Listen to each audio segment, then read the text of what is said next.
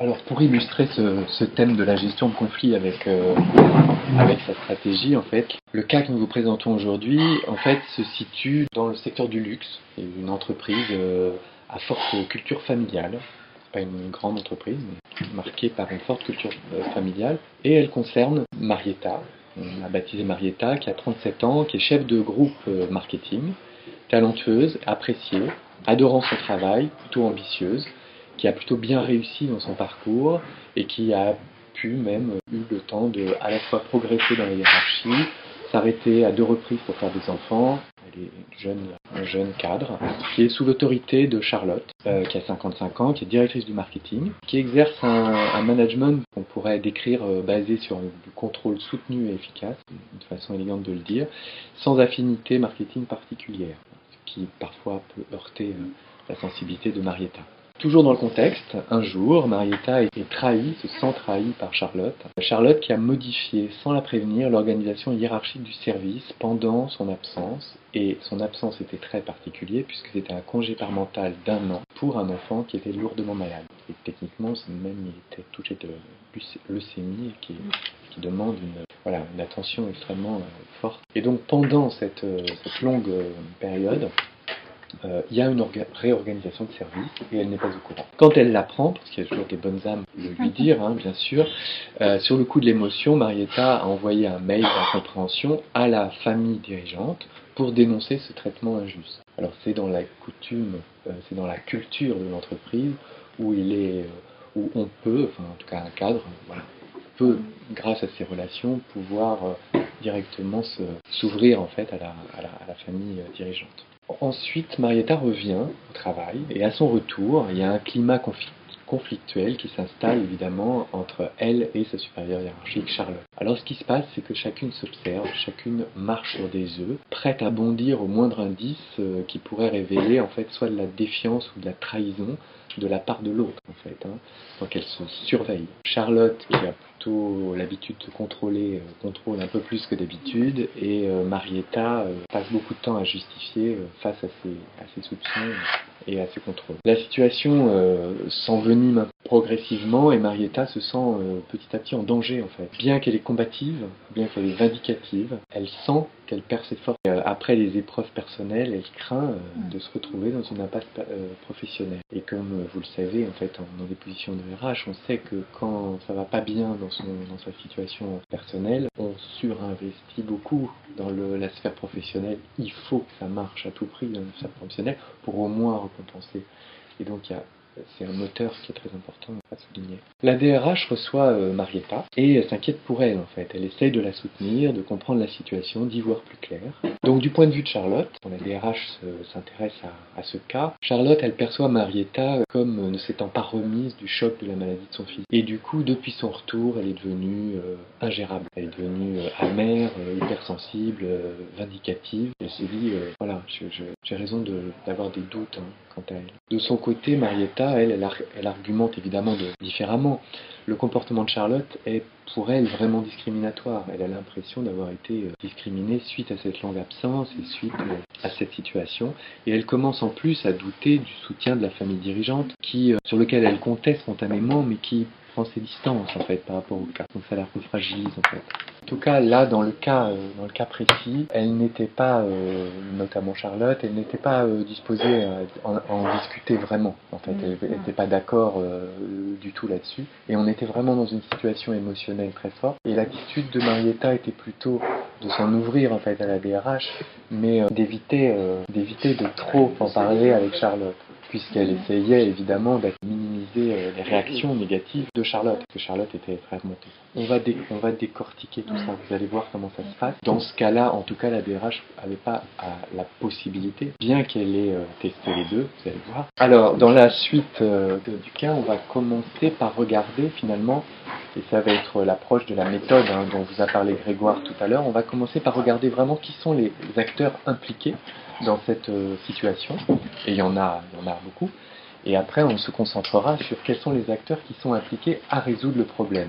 Et là, c'est pas forcément les mêmes en fait. Par rapport à ce qui se passe, on va éclairer du point de vue de la DRH. toujours en fait en essayant de voir comment elle peut agir et comment elle peut être efficace en fait de cette façon. Alors parmi les acteurs impliqués, on a évidemment Marietta, la chef de groupe, qui pour l'instant, comme vous le voyez ici, enfin vous ne pouvez pas l'imaginer, elle est en congé longue durée. Pendant son congé parental, elle est chez elle, elle s'occupe de son fils malade en fait. Il y a évidemment Charlotte, qui est la directrice du marketing, il y a Laurence, on l'appelait Laurence la DRH, et puis il y a Patrick, le directeur général, et qui représente finalement à lui seul un peu l'équipe dirigeante familiale. Alors du point de vue de la DRH, évidemment Laurence, elle connaît Marietta, d'une part, elle connaît la situation de Marietta, l'histoire, et elle sait ce qui se passe pour son fils. Et en tant que DRH, elle sait évidemment qu'il y a une réorganisation de service qui a lieu pendant son absence. Donc Marietta apprend évidemment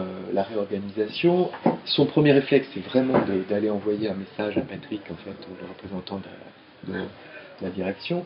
On peut imaginer qu'elle a fait savoir aussi à Charlotte et à Laurence à sa façon, ou c'est Patrick qui l'a informé. En tout cas, il y a vraiment une premier niveau où elle a exprimé en fait son sentiment d'injustice par rapport à ça. Évidemment, Charlotte, elle n'a pas du tout apprécié ce mec. Elle s'est sentie aussi trahie en fait, qu'on dénonce finalement quelque chose auprès de la direction. Une fois que Marietta revienne en entreprise, évidemment, immédiatement, la tension est à son maximum avec Charlotte et Marietta. Alors elles s'observent, évidemment, elles marchent sur des œufs, comme on l'a dit, et chacun se marque à la culotte, on pourrait dire, cette expression. Je ne l'ai pas précisé jusqu'à présent, mais évidemment, pendant un an d'absence, il y a eu un remplacement. Pas un remplacement au même poste, mais il y a eu un chef de produit, comme on le fait dans le marketing, qui a été évidemment, qui a fait fonction de super chef de produit pour remplacer la fonction chef de groupe à ce moment. Évidemment,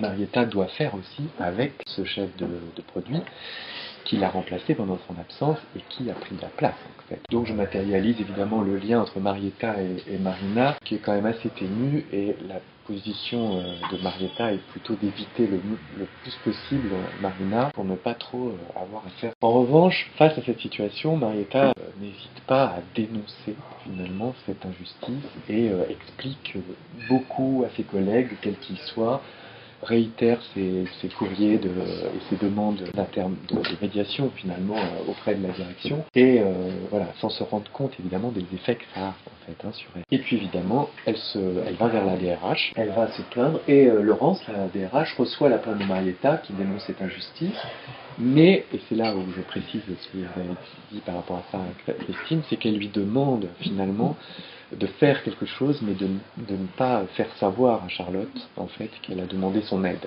Donc d'être discrète par rapport à ça. Alors la DRH, quand même, elle se renseigne discrètement auprès de Charlotte, puisque elle ne peut pas ne pas le faire, en fait, comme vous l'avez très bien souligné, évidemment. Mais elle observe que ça attise, malgré elle, la colère de Charlotte. Encore une fois, il y a une boucle de trahison qui dit, alors elle va s'adresser directement à la DRH, ensuite elle s'était adressée avant au directeur général, et finalement cette DRH, elle commence à craindre quelque chose en ce qui concerne la situation. Elle craint qu'il y ait un effet de contagion de ces comportements vindicatifs, parce que ça commence à mettre une mauvaise ambiance en fait partout, quoi. Et puis elle craint aussi que piégée ou bloquée, Marietta finisse par mettre en exécution ces menaces verbales qui sont c'est de la discrimination, et d'aller plus loin finalement pour essayer d'apaiser cette situation. Donc la DRH commence à prendre ça au sérieux en fait, vraiment. Et elle est inquiète pour l'entreprise, bien sûr, et elle propose une solution à Marietta. Il se trouve que cette solution, ça a été effectivement, et on vous l'expliquera après, à la demande de Laurence, de prendre contact avec le cabinet. C'est comme ça qu'on l'a rencontré. On était en contact avec la DRH, et ça a été un cas qu'elle nous a envoyé. Alors, après avoir identifié les acteurs qui sont impliqués, on va mettre un zoom sur la boucle conflictuelle entre Marietta et Charlotte. Il y a quelque chose de l'ordre d'une redondance, en fait, de quelque chose qui se joue, un jeu qui se joue entre elles deux, au niveau relationnel. Donc, on va voir les positions chacune, et on va voir l'enchaînement, en fait, de chacune. Donc, en gros, Charlotte, on va passer rapidement, elle a réorganisé son service pendant le congé parental de Marietta. sans lui en parler. Marietta, en congé longue durée, inquiète pour sa carrière. On a vu qu'elle était ambitieuse, on a vu qu'elle avait plutôt bien réussi, on a vu qu'elle avait envie d'y arriver. Elle sent bien quand même qu'il y a des choses, mais voilà, elle découvre cette nouvelle position hiérarchique dégradée. Elle est furieuse, elle se sent trahie, elle envoie son mail à la direction. L'autre la prend, évidemment, elle se sent trahie de nouveau. À son retour, qu'est-ce qui se passe vraiment? Eh bien, à son retour, logiquement, Marietta essaye de retrouver ses marques, en fait, entre Charlotte et Marina, qui est cette nouvelle chef de groupe. Et sa position, c'est d'essayer d'éviter les deux, bizarrement. Elle va essayer d'éviter les deux pour se faire une nouvelle place, en fait. Ça va être sa stratégie. Au retour de Marietta, évidemment, elle va la contrôler tout particulièrement dans sa nouvelle activité. Elle trouve que Marietta est assez fuyante, en fait, et qu'on ne sait pas bien ce qu'elle fait, finalement. Donc, ça va justifier le fait qu'elle y regarde à deux fois. Sachant qu'un des modèles managériels de Charlotte, c'est qu'elle est beaucoup dans le contrôle, par ailleurs. Donc, et ça, Marietta ne l'a pas découvert.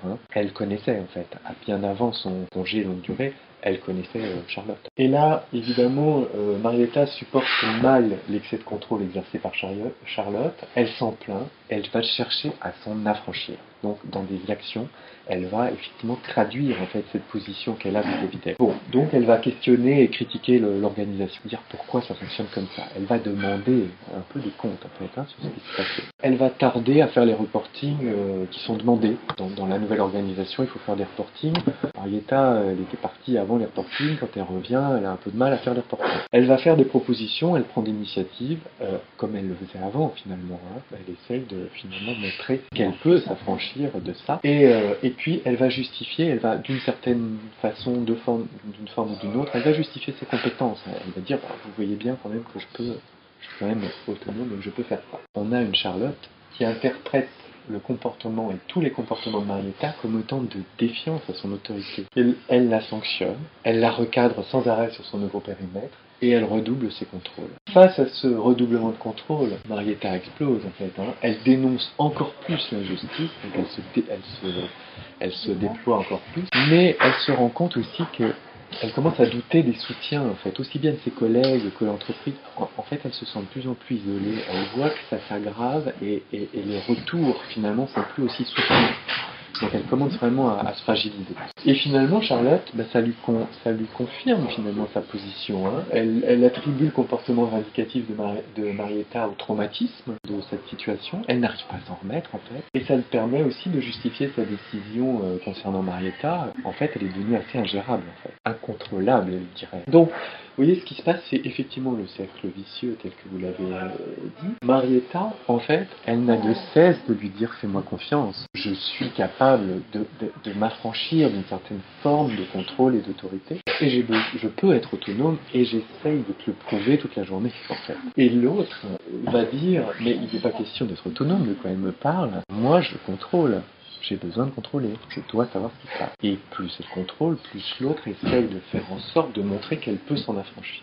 Et ça tourne. C'est intéressant comme posture de la part de Marietta, parce que quand on est très fragilisé après une absence, alors c'est pas toujours des cas aussi extrêmes en fait, mais quand on revient d'un congé de maternité, par exemple, ou quand on a été malade pendant très longtemps, c'est vrai qu'il y a du doute.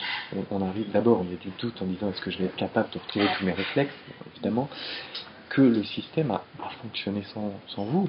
Donc il faut retrouver sa place, il faut réajuster ces choses.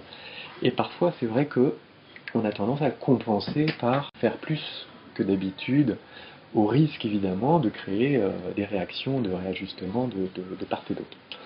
Généralement, ça se régule, c'est-à-dire qu'il y a trois explications dans un coin, on se pose et puis on y arrive en fait. Et puis parfois, là notamment, le contexte est tellement émotionnellement fort en fait.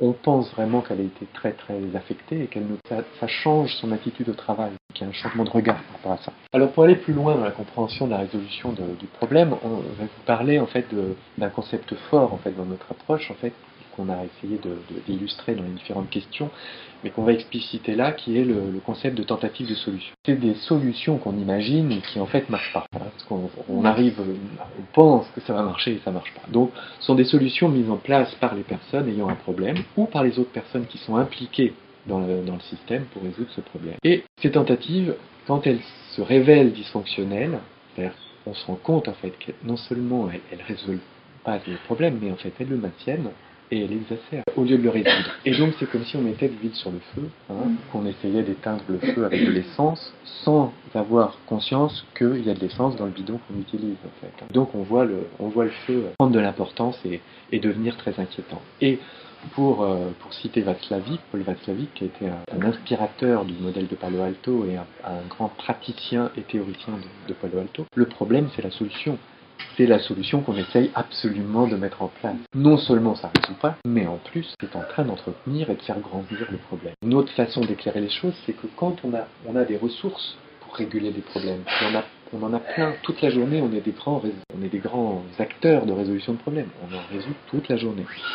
Et donc on essaie une fois, deux fois, trois fois, et finalement on y arrive. Mais dans certains cas, et notamment quand émotionnellement on est très impliqué, les ressources peuvent devenir aussi des limites, c'est-à-dire à force d'essayer toujours de faire la même chose, on se retrouve coincé. Alors on va regarder, finalement chez Marietta, il y a deux grandes familles de tentatives de solutions dans son cas, en fait. Et puis on va regarder ensuite ce qui se passe au niveau de la DRH. Et pourquoi on regarde ces deux-là? Parce qu'en fait, c'est ces deux-là qui cherchent une solution vraiment à leurs problèmes. Il y a Marietta qui en peut plus, enfin qui est menacée, et il y a la DRH qui est bien embêtée de ce qui est en train de se passer en fait. Donc elles sont toutes les deux, elles cherchent toutes les deux une solution et elles veulent faire quelque chose. Donc évidemment Marietta, son grand thème, c'est d'éviter l'autorité de Charlotte. Par tous les moyens, elle va essayer de s'en affranchir. Alors d'abord, je ne l'ai pas explicité tout à l'heure dans le cas, mais elle la sollicite très peu. En fait, elle a très peu de mouvements vers son supérieur hiérarchique. Elle la sollicite peu en tant que supérieur hiérarchique.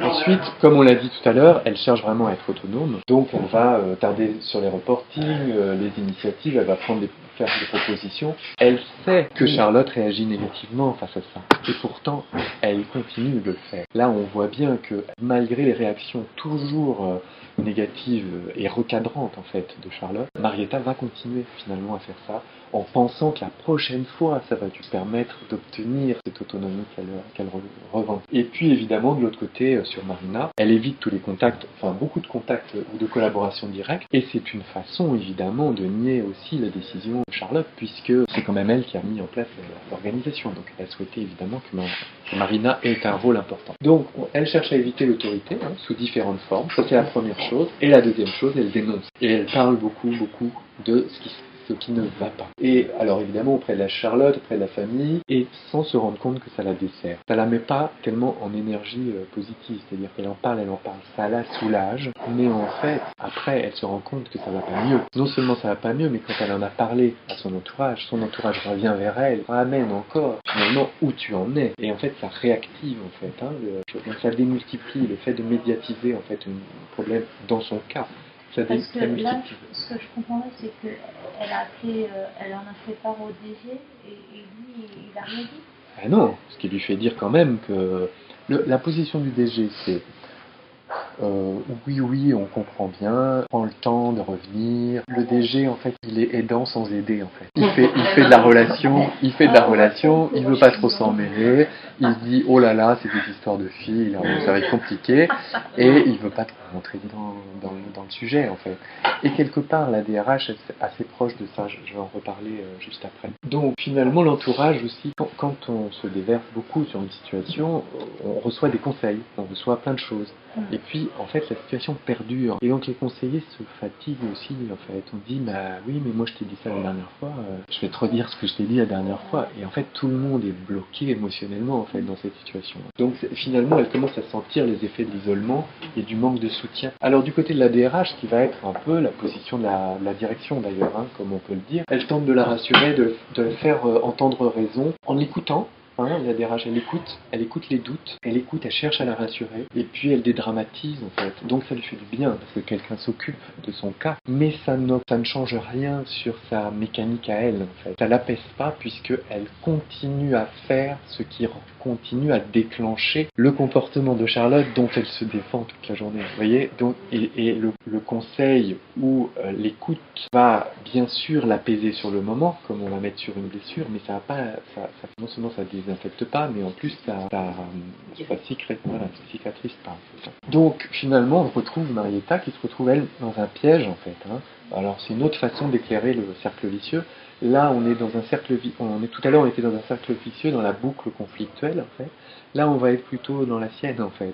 Elle est prise au piège par ses représentations, c'est-à-dire qu'elle a des attentes, elle est très forte, elle a un espoir, une illusion. Elle veut réussir, elle a 37 ans, c'est une jeune chef de groupe plutôt talentueuse.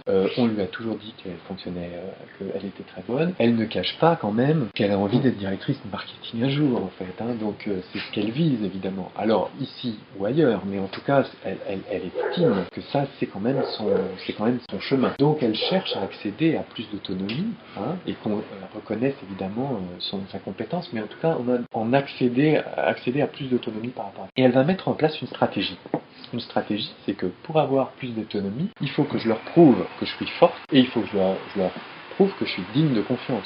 Donc, elle va produire, au nom de cette stratégie, tonnes de preuves, en fait, de cette position. Et c'est comme quand on essaye d'éteindre le feu avec l'essence. Toutes ces preuves qu'elle donne avec la meilleure bonne volonté vont être interprétées comme des signes de défiance. Donc elle s'épuise en fait à vouloir rassurer et en fait elle crée de la défiance. Et donc du coup elle est déçue. Le résultat c'est une forte désillusion. Elle observe que l'autre, malgré tous ses efforts, continue à la contrôler encore plus. Et donc elle en déduit qu'elle ne fait pas confiance. Elle ne me fait pas confiance. Or, c'est pas comme ça que je vais réussir à trouver de l'autonomie. Et donc elle repart en fait. Elle repart en attaquant, en faisant ce qu'elle pense être nécessaire de faire. Du coup, elle se redit, ça renourrit son illusion, son espoir. Donc elle va renourrir son espoir et elle va remettre en œuvre sa stratégie. Et elle va continuer comme ça, dans une espèce de boucle, jusqu'au moment où finalement, elle-même, sans s'en rendre compte, devient très insistante, presque un peu tyrannique en fait. Elle fait peur en fait, parce qu'elle finit par tellement être prise dans cet enjeu émotionnel pour elle, qui est surinvesti, hein, parce qu'il faut qu'elle réussisse à traverser finalement ce qu'elle a traversé. Et tout le monde projette là-dessus le fait que ça vient de sa situation personnelle en fait. Hein. Alors qu'en fait c'est aussi sa représentation du travail et de son investissement et de sa réussite. Donc il y a un malentendu. En gros, il y a quand même un gros malentendu là-dessus. Et puis, jusqu'au moment où, et ça n'est pas le cas de Marietta, mais elle l'a évoqué, sombré on va dire, mais elle lutte évidemment contre ça en disant « mais je vais finir par croire que je suis une victime de la vie, quoi ». Qu'on m'en veut, hein. On m'a envoyé le premier scud là sur les enfants, enfin sur mon enfant malade, et là maintenant on est en train de faire le truc.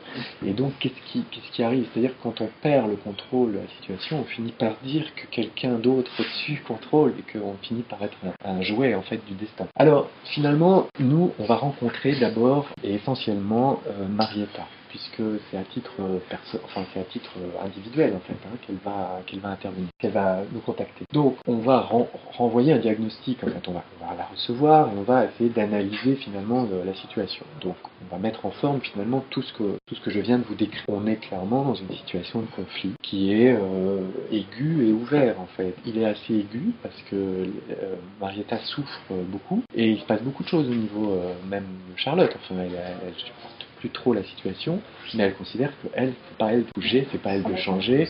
On voit bien que tout fonctionne chez elle, sauf voilà. Il y a un problème de méfiance mutuelle, évidemment, en les formulant ainsi en fait. On a un manager qui sanctionne tout indice de débordement de frontières de son autorité. Dès qu'elle est en hypersensibilité, un hyper repérage de ça égale, elle me conteste. Donc c'est vraiment exacerbé. Et puis le deuxième point, c'est vraiment une collaboratrice qui cherche à prouver qu'elle est digne de s'affranchir du contrôle, donc et de retrouver sa place. Et on va travailler, comme je vous l'ai dit tout à l'heure, hein, avec la personne la plus mobilisable. J'aurai l'occasion de le redire à propos de la méthodologie, mais on va toujours travailler avec les gens qui ont le plus de problèmes et qui sont prêts à faire quelque chose pour changer. On voit que Charlotte, elle a un grain de sable dans sa chaussure, hein, elle a une épine dans le pied, mais elle n'est pas du tout prête à changer. Elle considère que c'est pas à elle de se remettre en question. Alors notre intervention, elle a agi sur deux niveaux. D'abord, ça a été vraiment une intervention faite auprès de Marietta, évidemment, et tout l'axe stratégique en fait qu'on lui a fait travailler,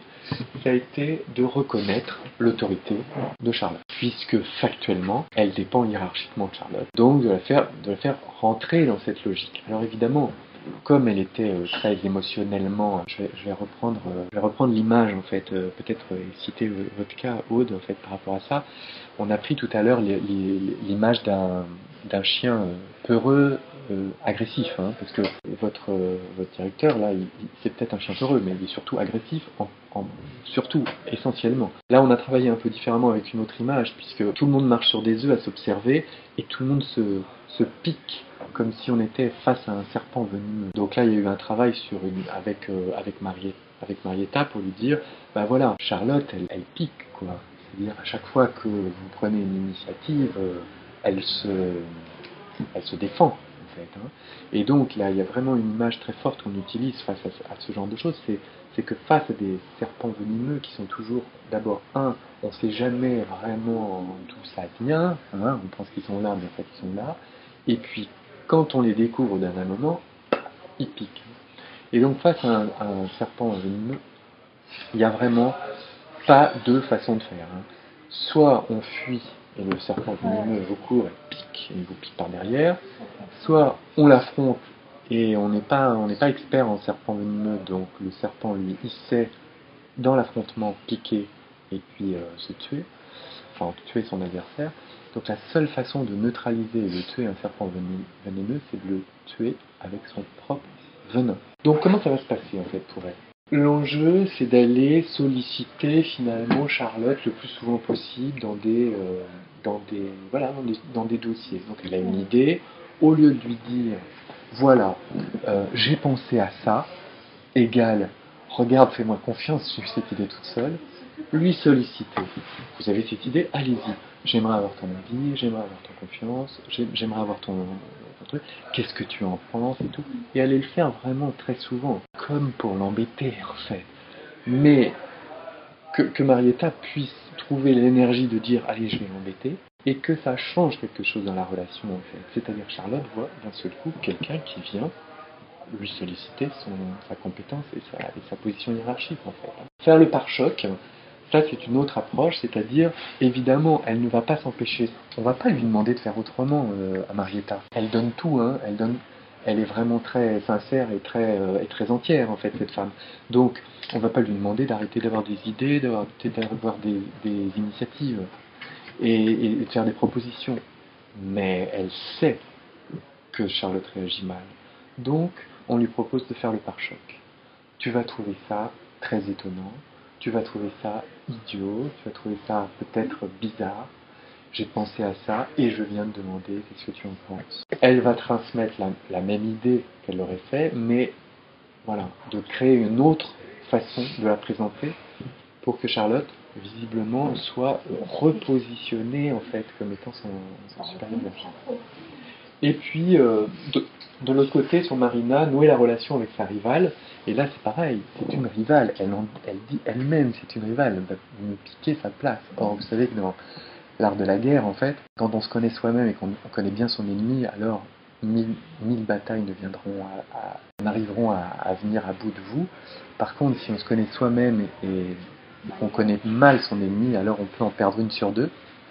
Et que si on connaît ni soi-même ni son ennemi, alors là on est en grand danger tous les jours. Donc là l'enjeu, ça permet de mobiliser en fait Marietta. Elle a besoin de connaître son ennemi, sa rivale, et donc elle va s'approcher plutôt que de s'éloigner. Et donc en s'approchant, évidemment, qu'est-ce qui se passe? Elle apprend à la connaître, hein, de fait.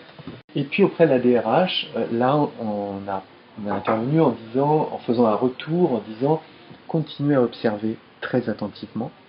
Soyez vraiment très très vigilante, mais accordez moins de temps à l'écoute et au doute qui s'exprime.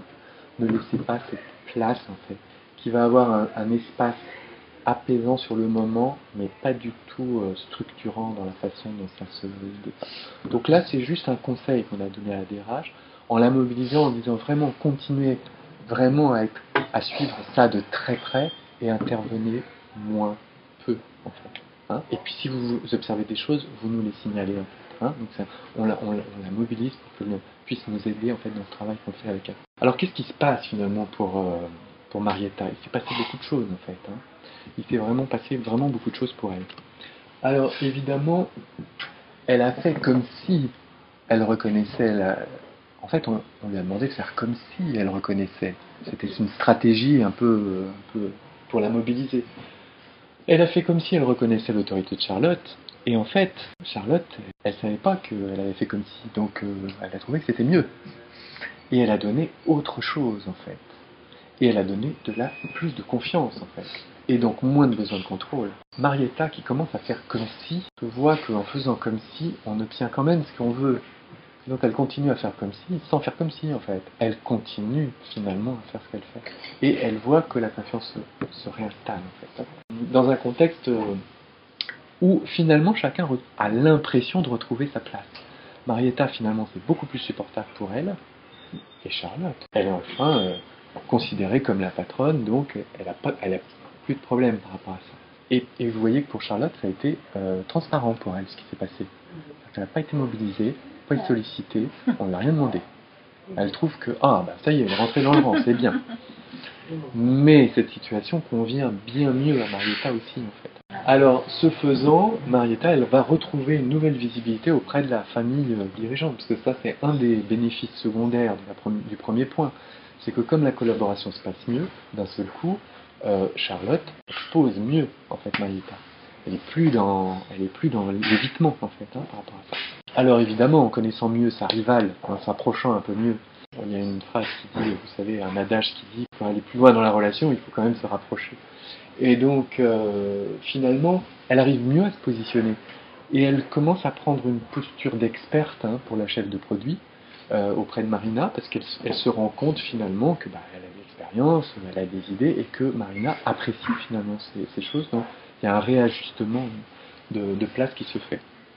Et puis le dernier point qui n'est pas le moindre, c'est que apaisée dans ce contexte professionnel, non seulement elle envisage un nouvel enfant, mais en fait elle l'a pendant le moment où on l'a suivi, elle s'est retrouvée enceinte en fait. Et là, elle a été paniquée en disant comment je vais faire. C'est son troisième enfant, elle va être absente 6 mois. Donc chat échaudé craint l'eau froide. Comment je vais faire? Et tout le monde, alors qu'elle retrouve tout petit peu de choses, en fait, et elle vivait les choses comme ça, en disant c'est une super bonne nouvelle. Enfin, pour moi, c'est une super bonne nouvelle. Et là tout le mouvement stratégique, c'était de dire oh là là, non, non, non, non, non.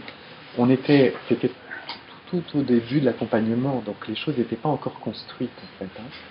Et donc on lui a dit précisément à ce moment-là, oh non, non, non, non, c'est pas une bonne nouvelle. Allez voir Charlotte et lui dire que c'est vraiment un gros souci et que ça va vraiment être embêtant et que vous savez pas comment faire, mais voilà, qu'est-ce qui se passe. Et en fait, ça a donné du sens aussi à ce qui s'est passé, parce que pas rentrer dans les détails, mais elle avait eu un arrêt de travail en fait avant ça, donc ça, tout le monde, il y avait une exacerbation de la situation. Tout le monde était vraiment sur les dents, quoi. Il se disait, mais qu'est-ce qui se passe? Pourquoi elle est dans tous ces états? Donc, c'était mal passé à son retour. Et après, elle s'est retrouvée enceinte, et en fait, en s'arrêtant, on croyait que c'était la réponse à ça se passe mal, en fait. Donc, tout ça, tout ça est emmêlé.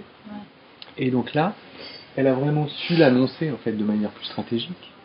Évidemment, Charlotte était beaucoup plus, alors qu'elle ne s'attendait pas du tout, elle était vraiment très surprise, Marietta, de la réaction.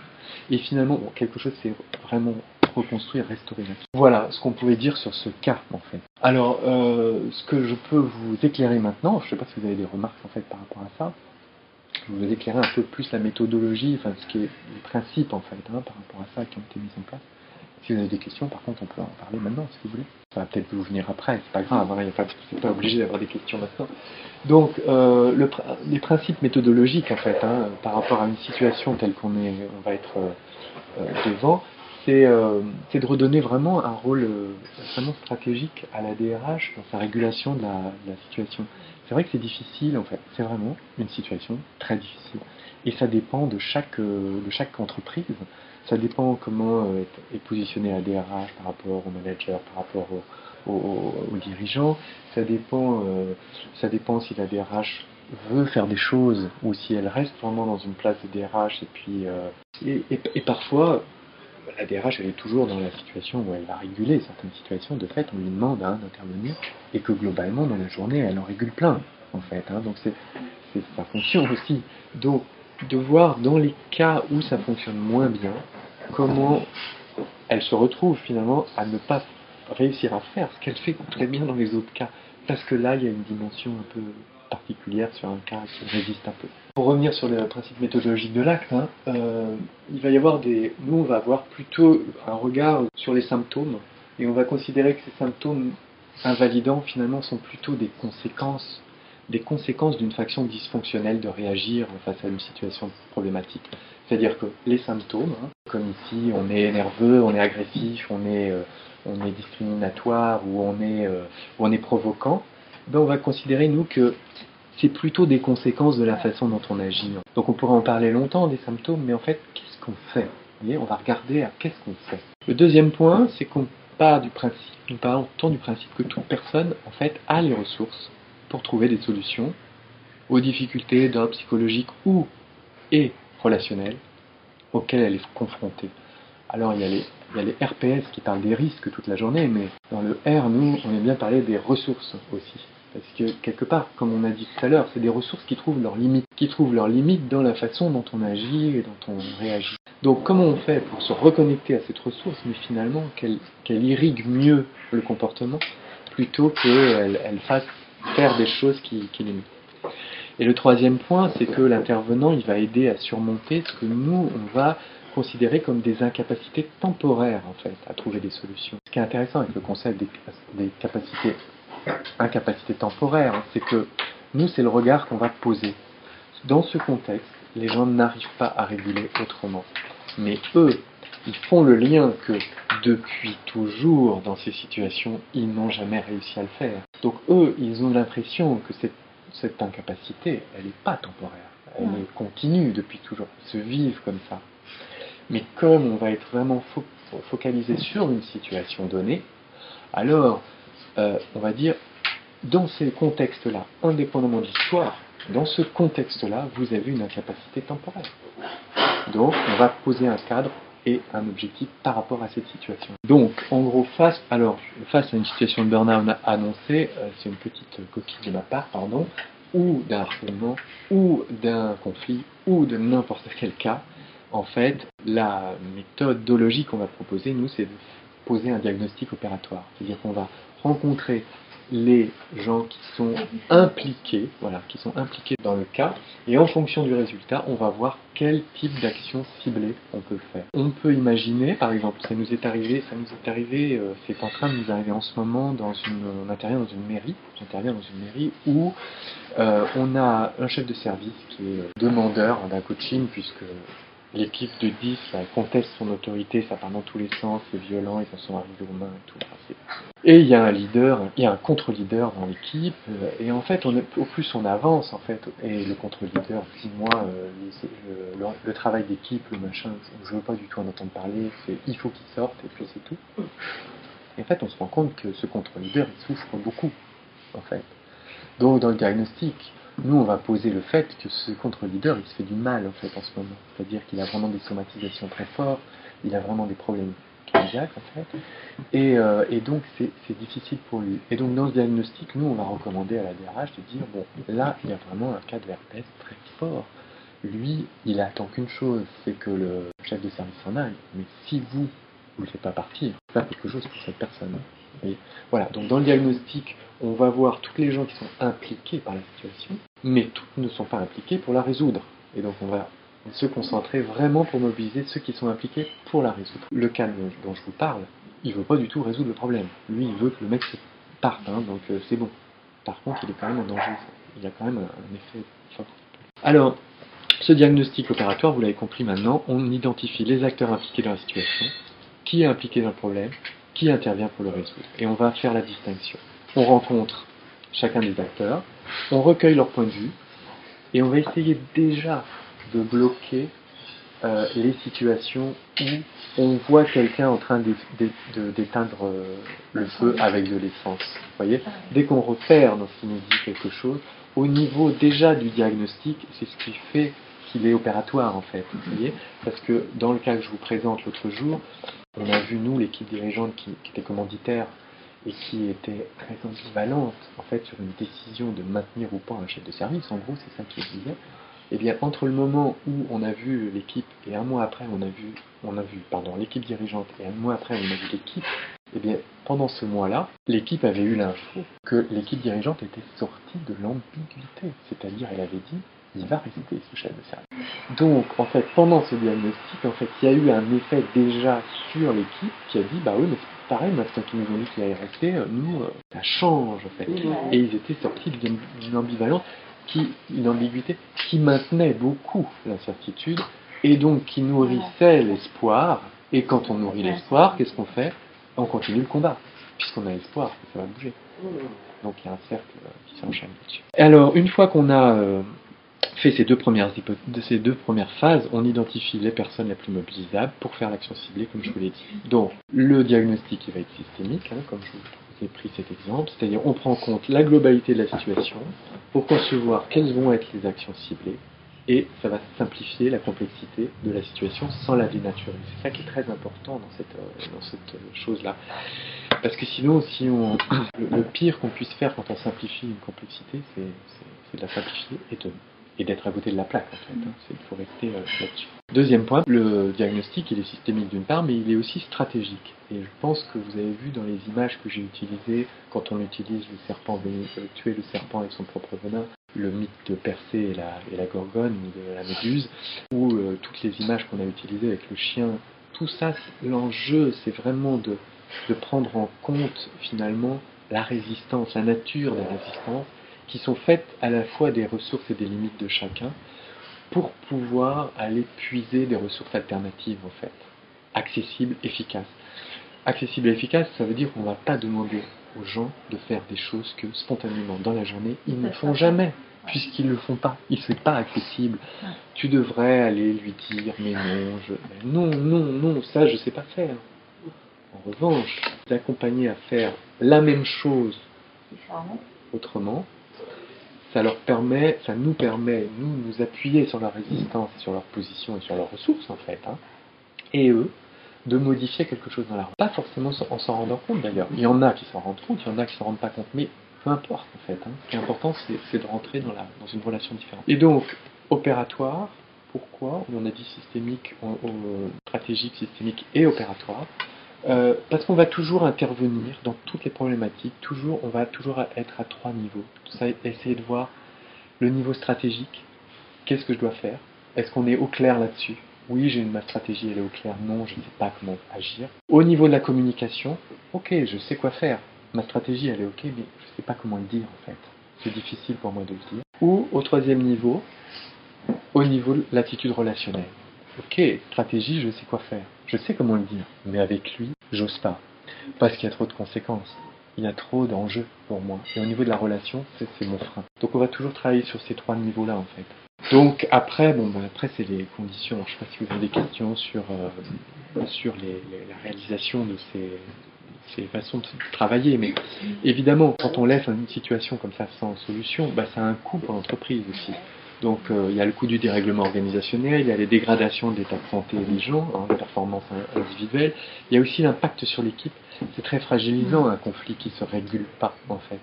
C'est-à-dire que ce qui se passe avec Marietta, ok, il y a un effet de bouc émissaire en fait. Ok, c'est elle qui va pas, mais en fait les autres, ils sont contents d'être du bon côté de la barrière, mais c'est fragilisant parce qu'on voit quand même un patron qui s'y prend mal en fait.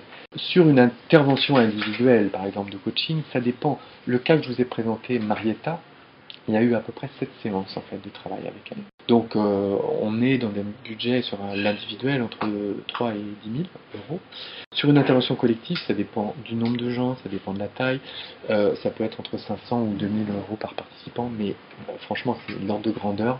Il y a eu des cas, s'il n'y a pas beaucoup de participants, c'est plus, s'il y en a beaucoup, c'est moins évidemment.